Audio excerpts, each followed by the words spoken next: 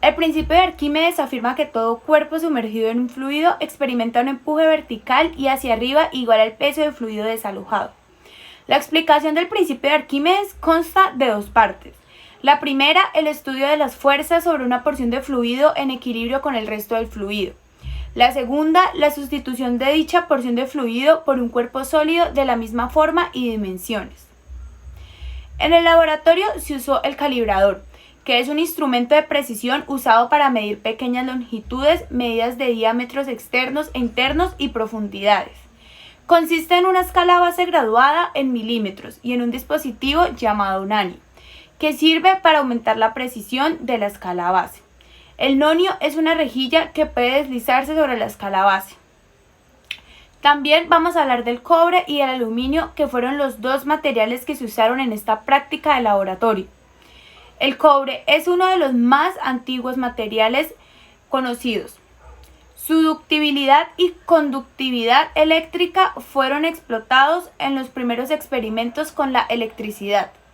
El cobre fue utilizado en invenciones como el telégrafo, el teléfono y el motor eléctrico. El cobre es el metal conductor más común y se ha convertido en un estándar internacional para las aplicaciones eléctricas. El aluminio posee ciertas ventajas que lo hacen más atractivo para algunas aplicaciones específicas. El aluminio tiene solo el 60% de la conductividad del cobre, pero solo el 30% de su peso. Esto quiere decir que un cable pelado de aluminio pesa la mitad que uno de cobre con la misma resistencia eléctrica. Eso, unido a que su precio por unidad de peso es una tercera parte, explica que el aluminio sea en muchas ocasiones el material escogido para secciones medianas. Bueno, el día de hoy les voy a hablar sobre la práctica o laboratorio de densidades sólidas. Pues primero les voy a hablar de los conceptos. Bueno, para determinar la densidad de un sólido a partir del principio de Arquímedes. Bueno, es la introducción de un objeto en el fluido en el cual no sea soluble. Se va a desplazar un volumen de líquido proporcional a la fuerza que ejerce el objeto hacia el fluido, en la mayoría de los casos en función de la gravedad. Bueno, el principio de Arquímedes en el sólido debe ser insoluble en el fluido que se utilice, con el propósito que el sólido se introduzca completamente en el fluido y desplace el volumen que ocupa en el espacio. Existen propiedades generalmente como la masa o el volumen que nos permiten diferenciar una sustancia de otras, y existen propiedades específicas que son las que le dan la identidad y hacen diferentes las sustancias entre sí. También propiedades físicas, que son aquellas que se pueden medir sin alterar la composición de la sustancia. Mientras que las propiedades químicas sí indican la capacidad o la incapacidad de una sustancia. Bueno, pues también para cambiar su composición o bajo ciertas condiciones. Bueno, les voy a explicar la práctica laboratoria.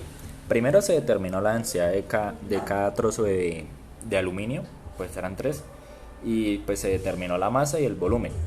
Luego de eso se introdujo dentro de una probeta agua destilada y pues se introducieron los trozos.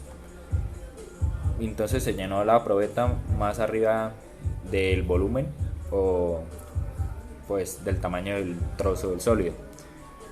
Entonces después por siguiente se determinó el desplazamiento que tuvo el agua y pues ahí se determinó el volumen del sólido.